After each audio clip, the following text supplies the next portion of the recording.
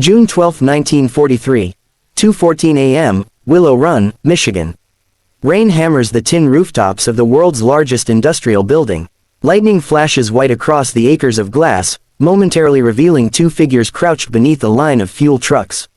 Their coats are too heavy, their shoes too polished, and their German accents, though carefully hidden, still curl beneath their whispered English. A security jeep rumbles past. The American guards laugh about poker games and night shifts, never guessing that just 20 feet away, two Abwehr operatives are holding their breath beneath the roar of storm and machinery. Inside the colossal Ford plant, the floor vibrates.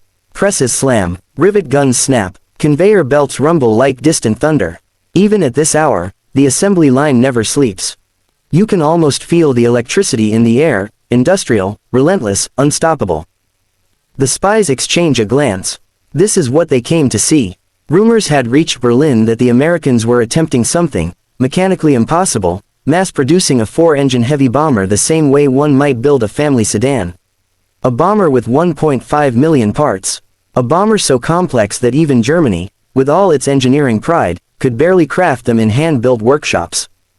And yet, the Americans claimed they would build one every hour. Nonsense, German engineers said.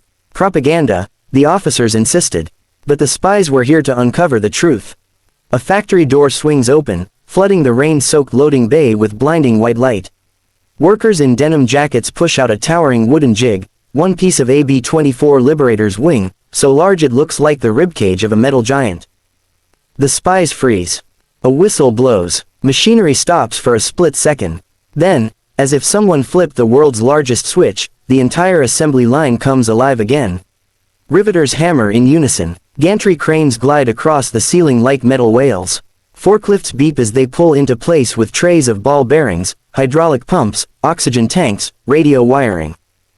The spies step closer to the open doorway, their shadows blending with the storm. Inside, tens of thousands of workers move with mechanical precision. Not machinists with years of training. Men and women with just weeks of crash course instruction. Factory farmers from Ohio. Housewives from Detroit. A schoolteacher now wearing welding goggles. A 19-year-old who used to fix bicycles now aligning the engine mounts of a military aircraft. Every face is focused, every movement practiced, every second accounted for. The taller spy, Lieutenant Otto Weiss, feels his heart hammer in disbelief. This isn't a factory, it's an organism. A living, breathing beast made of steel beams and fluorescent light. Rows of fuselages slide forward on rails, each one slightly more complete than the last. One looks like a massive bathtub of aluminum. The next has wings. The next has landing gear. The next is already being fitted with engines the size of small cars.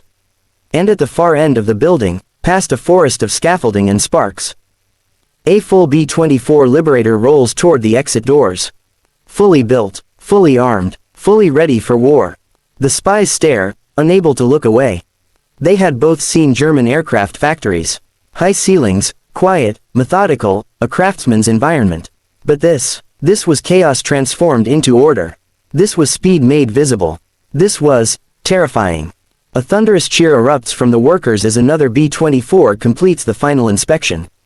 A girl barely out of high school climbs the ladder onto the wing and paints a small, "OK," with a grease pencil, a final signature before the aircraft is rolled out to the airfield. The younger spy, Henrik Bauer, swallows hard. No report to Berlin would ever fully capture what he is seeing. They are building an air force, Otto whispers. Every hour, Henrik replies, astonished. A supervisor walks by holding a clipboard. Shift B, on me. Let's pick it up. Liberator 739 must leave the line by 0500. 500. Less than 3 hours from now. A factory that Germany thought incapable. A process they believed was mechanical fantasy. A bomber so complex it should take months. Rolling out of the doors like freshly baked bread. Lightning cracks across the sky again. For a moment, the spies see everything in harsh, white contrast. The endless rows of parts bins. The roaring furnaces. The cardboard schematics taped above every workstation. The rivet patterns marked in chalk. The American flags hanging over each department. And, most haunting of all, the silhouettes of more fuselages lined up, frame after frame, stretching into the distance like the ribs of a colossal metal serpent. The storm wind slams the door shut. The plant becomes just a rumble again, distant, powerful, unstoppable. The storm finally dies just before dawn. By 4:47 a.m., a low orange glow pushes against the night sky over Willow Run, light leaking from a building so enormous it has its own weather system. The two spies slip through a side entrance behind a group of workers clocking in. Their forged badges catch the dim light just enough to avoid suspicion. The moment they step inside, the world changes. Heat, noise, motion, a metallic heartbeat pounding from every direction. You can almost feel the warmth on your face, the sting of oil in your nose, the vibration in your chest as if the entire building is inhaling and exhaling around you. Rows of overhead cranes glide along steel tracks, their shadows slicing across the concrete in long, sweeping arcs. Beneath them, the assembly line stretches toward the horizon, a river of aluminum, oxygen tanks, rubber hoses, and men and women working with a collective rhythm that borders on supernatural. Henrik nearly stops walking. It's overwhelming, but mesmerizing. A foreman shouts over the noise. "Let's move." Line speed is increasing in 10 minutes. Increasing. The line is already crawling forward at a pace that seems impossible. Otto gestures toward a raised catwalk. They climb quickly, boots clanging against the metal steps until they reach a vantage point that reveals the full scale of Willow Run. And from here, the factory looks even more impossible. The B-24 production line splits into tributaries, wings on one path, fuselage on another, engines on a third, then merges again in perfect synchronization.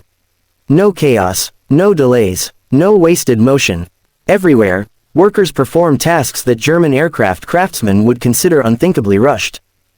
One woman solders electrical wiring into a panel with blistering speed, her hands moving like she's done the same motion 1,000 times. A pair of teenagers maneuver a hydraulic jack into place beneath a landing gear strut. A man with thick gloves and a cigarette dangling from his lips slams down sheet metal with a pneumatic press that echoes across the hangar. It isn't elegant, it isn't quiet, but it is effective. The Americans have taken the artisan's craft and turned it into an industrial weapon. Below the catwalk, a group of Ford engineers huddle around a chalkboard filled with timing charts. They argue in quick, clipped sentences. "We're losing 3 minutes on fuselage station 12. Why is engine installation running behind? Who approved the new bolt sequence?" A younger engineer, barely 25, snaps his fingers. "Flip the order. Install the oil lines before the intercooler ducts." But that violates. Try it. If it saves time, it stays. In Germany, a decision like that would require a month of approvals. Here, it takes seconds. Henrik scribbles notes furiously in his small leather notebook. He underlines 2 words. Decentralized authority. He doesn't even understand the full meaning yet, but he knows it's dangerous.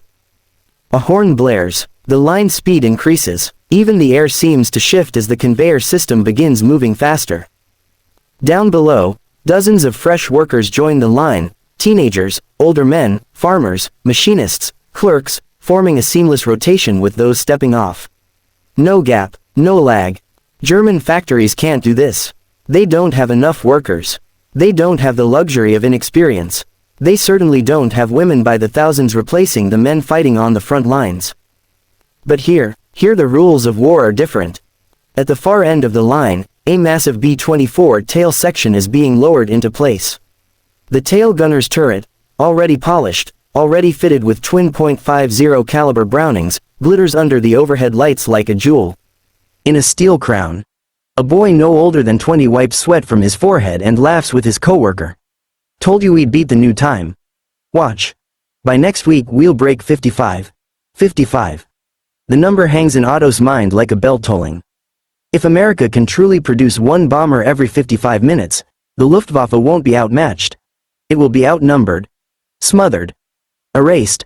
Henrik elbows Otto and points at something ahead. A large glass window overlooks a separate chamber, quieter, but more controlled. Inside, a team of inspectors in white coats examine dozens of B-24 parts laid out on long tables. Calipers measure thickness to fractions of a millimeter. Lights scan for cracks.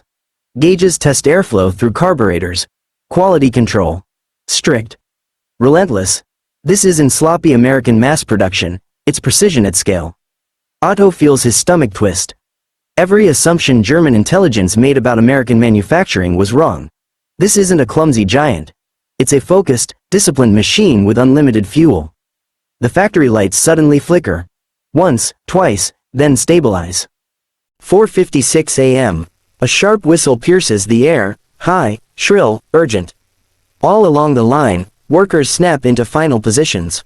Mechanics secure their tools. Inspectors lean over the fuselage with flashlights.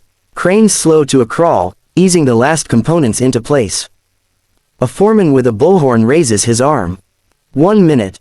The factory doesn't quiet, it tightens. Even the sound feels focused, sharpened into a single direction, the nose of Liberator number 739, gliding toward destiny on its steel rails. Henrik grips the catwalk railing hard enough that his knuckles turn white. The rhythmic thump of his pulse almost drowns out the machines below. 54 minutes, he whispers. Otto, if they do this. He doesn't need to finish. The implications hang in the air like smoke.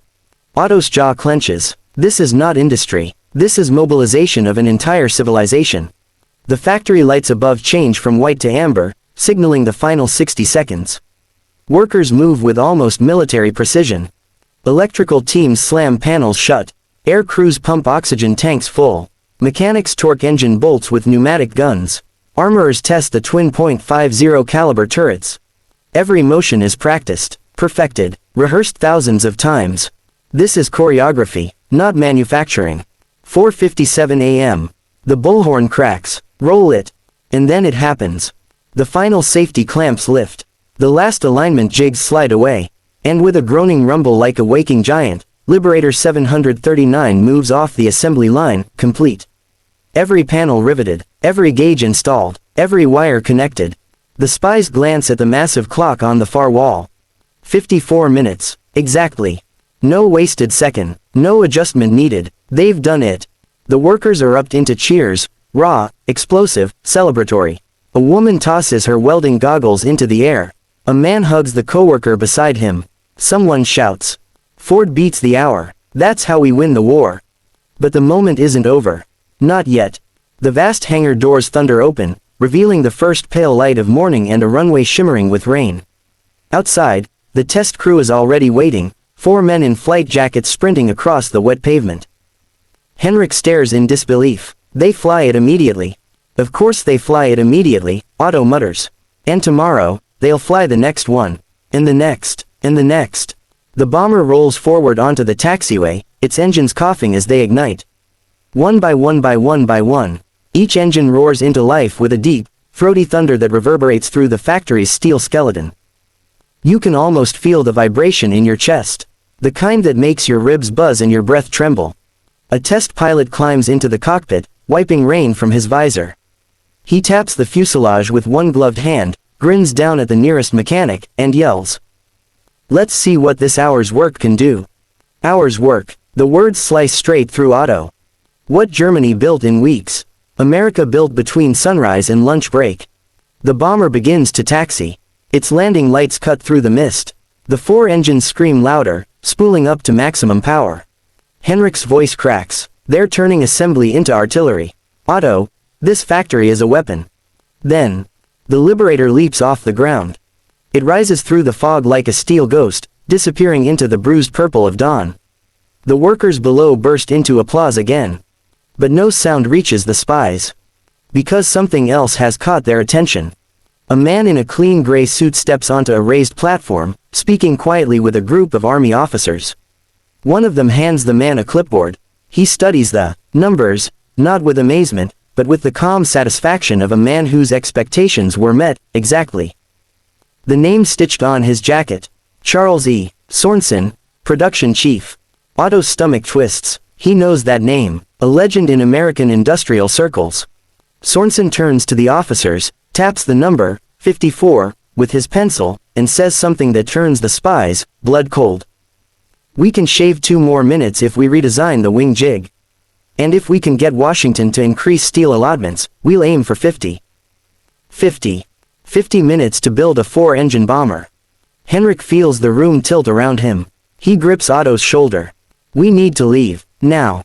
But before they can move, an alarm blares overhead, not factory noise, not a shift change. A security alarm. The kind triggered when someone enters a restricted zone. The kind triggered when someone doesn't belong. Otto and Henrik freeze. They exchange a single look. Fear, sharp and electric. Then the PA system crackles to life, and a voice echoes through the factory. Security to East Catwalk. Unauthorized personnel detected.